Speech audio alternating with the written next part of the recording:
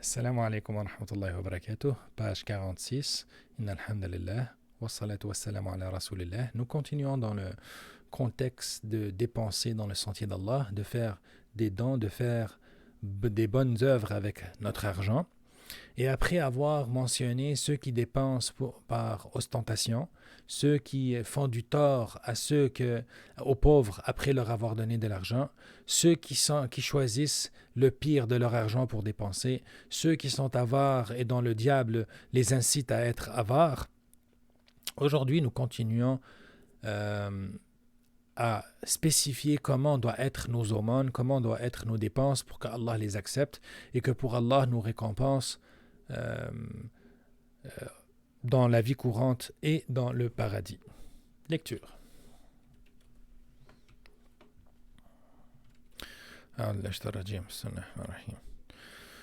وما أنفقتم من نفقة أو نذرتم من نذر فإن الله يعلمه. Quelles que soient les dépenses que vous avez faites,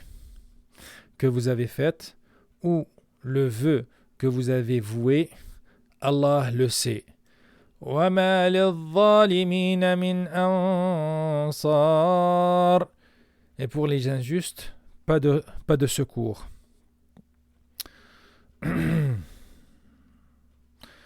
Donc, comment on va... Donc, tout ce que nous dépensons, c'est-à-dire toutes les dépenses que nous faisons, Allah le sait, que ce soit la quantité, que ce soit la qualité, que ce soit la manière. Et Allah aussi fait mention du vœu dans cette ayah. C'est quoi un nadr? Il y a deux sortes. C'est celui de faire un engagement, de faire une bonne action. Et cet engagement peut être conditionnel ou non conditionnel. C'est-à-dire... mettons, si mon fils réussit son examen, je vais donner $100 à des pauvres. Ça, c'est un vœu conditionnel et ce n'est pas le meilleur. Le meilleur, c'est celui de faire un vœu inconditionnel, c'est-à-dire que je m'engage à donner $100 de aumône aux pauvres ou bien à des nécessiteux. C'est le genre de serment que Allah préfère, Allah aime, et ce genre de serment, c'est surtout pour se vaincre soi-même. Vous savez que l'un des plus gros défis pour plaire à Allah, c'est d'enlever toute crainte de pauvreté.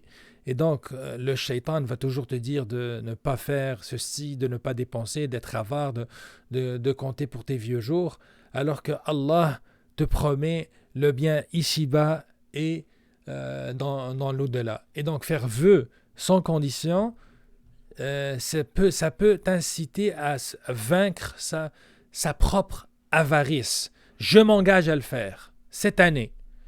Et Inch'Allah, tu vas le faire. وَمَا لِلظَّالِمِينَ مِنْ أَنصَارٍ. Et les injustes n'auront pas de secoureurs. Ici, les injustes, on peut comprendre deux catégories. La première catégorie, les non-musulmans. Ceux qui ne se sont fait une injustice envers leur âme parce qu'ils vont aller en enfer. Ceux qui sont musulmans mais qui sont avares et qui se font une injustice envers eux-mêmes parce que s'ils sont avares par rapport à l'aumône obligatoire qui est la zakat, ils vont aller en enfer. S'ils sont avares par rapport à l'aumône surérogatoire, c'est-à-dire celle que tu fais au-delà de ce que Allah t'a imposé, ils se font du tort à eux-mêmes dans l'au-delà parce qu'ils auront moins de bonnes récompenses, et ils se font du tort à eux-mêmes dans l'ici-bas parce que les avares et les gens, les avares ne sont pas aimés. Et les gens n'aiment pas ceux qui ne dépensent pas et ceux qui aident pas. Et Allah s'est qualifié d'être le généreux. Allah est généreux et les gens aiment les gens généreux. Et ceux qui sont avares, les gens les détestent. Et lorsque, par mésaventure, ils passent par une mauvaise passe dans la vie, les gens sont comme... il y a une certaine satisfaction parce qu'ils savent que ces gens-là ne les ont pas aidés lorsque eux, ils étaient nécessiteux. En tout cas, Allah veut que nous soyons généreux et Allah veut que nous donnons pour que Allah soit satisfait de nous. Bien sûr, sans excès. Si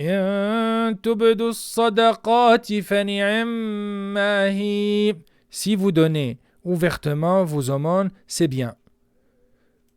وَإِن تُخْفُوهَا وَتُؤْتُوهَا الْفُقَرَاءَ فَهُوَ خَيْرٌ لَكُمْ.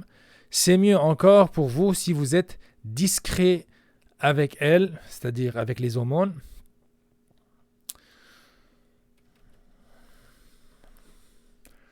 Allah nous dit que si vous donnez une aumône, c'est une bonne action, c'est accepté. Mais ce qui est ouvert, ça c'est une aumône ouvertement, devant tout le monde. Mais ce qui est encore meilleur, c'est de donner aux pauvres discrètement. Comme ça, vous leur préservez leur dignité. Et comme ça, on s'éloigne de l'ostentation pour ne pas dire que « Oh, telle personne a donné, telle... » Parce que si l'intention change, Allah n'accepte pas cette action parce que si elle n'est pas pure à Allah, elle ne sera pas acceptée.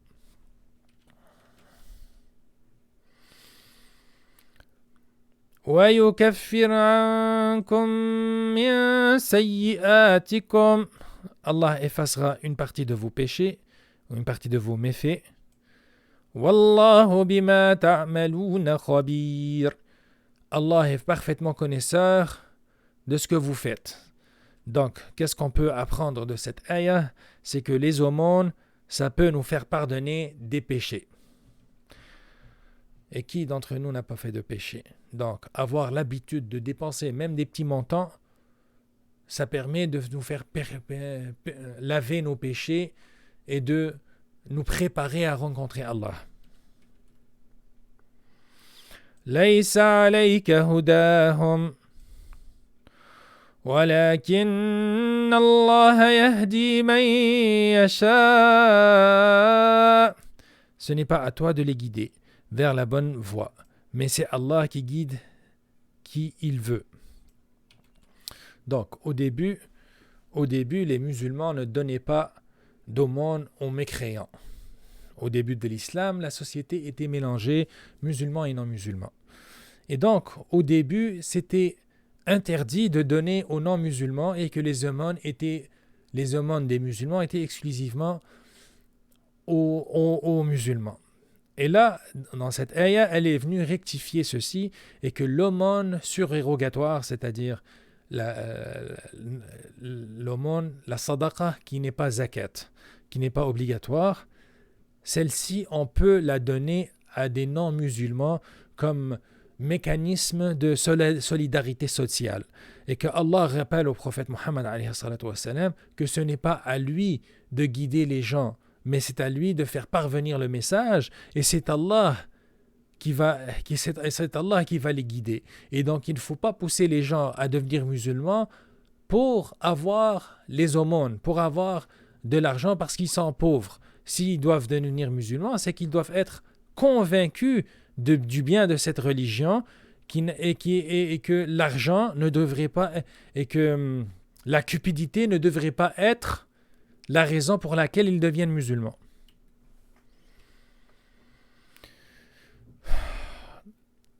Mais c'est Allah qui guide qui il veut.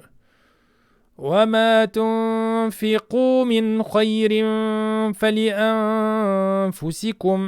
Et tout ce que vous dépensez de vos biens serait à votre avantage. وَمَا تُنْفِقُونَ إِلَّا ابْتِغَاءَ وَجْهِ اللَّهِ. Et vous ne dépensez que pour la recherche de la face wajh, Allah. Rechercher la face d'Allah veut dire purifier son intention pour que faire cette action soit purement pour l'agrément d'Allah et non pas pour avoir par ostentation ou bien pour avoir une réputation. وَمَا تُنْفِقُوا مِنْ خَيْرٍ يُوَفَّ إِلَيْكُمْ. Et tout ce que vous dépensez de vos biens dans les bonnes œuvres vous sera récompensé pleinement. C'est-à-dire que si tu donnes une aumône pure à Allah, avec l'intention pure à Allah, Allah va te la donner, te la récompenser 10 fois sa valeur minimalement. Et on a vu dans la page précédente comment ça peut aller jusqu'à 700 fois. وَأَنْتُمْ لَا تُظْلَمُونَ. Et vous ne serez pas lésés. للفقراء الذين أحصروا في سبيل الله لا يستطيعون ضربا في الأرض. Aux nécessiteux qui se sont confiés dans le sentier d'Allah, qui se sont confinés dans le sentier d'Allah, ne pouvant pas parcourir le monde et que ne pouvions pas parcourir le monde. Donc, les nécessiteux qui se sont confiés, الذين أحصروا fi sabilillah, dans le sentier d'Allah. Donc, au début, lorsque les Mecquois fuyaient la Mecque avec leur foi et arrivaient en Médine, plusieurs d'entre eux se trouvaient pauvres parce que ils allaient tout délaisser à la Mecque. Ils sont arrivés à Médine. Ils étaient pauvres parce qu'ils n'avaient plus de commerce, ils ne pouvaient pas travailler. Et donc, Allah a fortement recommandé de dépenser sur eux. Ça, c'est une façon de voir les choses. La deuxième façon de voir les choses, c'est que dire que dans le sentier d'Allah, c'est ceux qui se sont voués à faire le djihad pour défendre la nation musulmane, pour défendre les musulmans, qui vont faire la guerre au nom d'Allah. Ceux-là, ils n'ont pas, lorsqu'on dit ne peuvent pas parcourir le monde, voulant dire qu'ils ne peuvent pas participer dans des commerces et aller faire gagner l'argent. Et donc, ils deviennent nécessairement pauvres, mais malgré qu'ils sont pauvres, ils ne vont pas tendre la main, ni demander par, je dirais pas par orgueil, mais par amour-propre, que ces gens-là ne sont pas là pour demander et faire des mesquineries. Et donc, Allah recommande fortement de leur donner, malgré que l'ignorant ne connaît pas qu'ils sont pauvres. Ça, c'est sans toutefois oublier que certains mufassirines ont dit que les pauvres Mecquois qui ont émigré en Médine constituaient participaient dans tous les campagnes militaires que le prophète Mohammed a fait à partir de la Médine. Donc, la description leur colle bien que le texte est bien général et que des siècles plus tard, ces textes sont toujours valables. Aux nécessiteux qui se sont confinés dans le sentier d'Allah, nous ne pouvons pas parcourir le monde. يحسبهم الجاهل أغنياء من التعفف. Et que l'ignorant croit riche parce qu'ils ont honte de mendier. تعرفهم بسيماهم لا يسألون الناس إلحافا. Tu les reconnaîtras à leur aspect. Ils n'importunent personne en mendiant. وَمَا تُنْفِقُوا مِنْ خَيْرٍ فَإِنَّ اللَّهَ بِهِ عَلِيمٌ. Il n'importune personne en mendiant, et tout ce que vous dépensez de vos biens, Allah le sait parfaitement. الذين ينفقون أموالهم بالليل والنهار سرا وعلانية. Ceux qui de nuit et de jour, en secret et ouvertement, dépensent leurs biens dans les bonnes œuvres. فَلَهُمْ أَجْرُهُمْ عِنْدَ رَبِّهِمْ. Ont leur salaire auprès de leur Seigneur. Ont leur récompense, auront leur récompense auprès de leur Seigneur. وَلَا خَوْفٌ عَلَيْهِمْ وَلَا هُمْ يَحْزَنُونَ. Ils n'ont rien à craindre et ils ne seront pas affligés, ils n'auront pas de tristesse. ceci vient en contraste avec ceux qui sont injustes envers eux-mêmes dans le haut de la page. Et pour les injustes, pas de secours. Et donc, ceux à la fin de la page, ceux qui dépensent ouvertement et en secret, de jour et de nuit, ceux-là, la khawfun alayhim, pas de peur sur eux, pas de crainte sur eux, wala hum yahzanoun, et ils ne seront pas affligés, ils n'auront pas de tristesse. Comme ça, on a fini la page 46. Puisse Allah accepter. Wassalamu alaikum wa rahmatullahi wa barakatuh.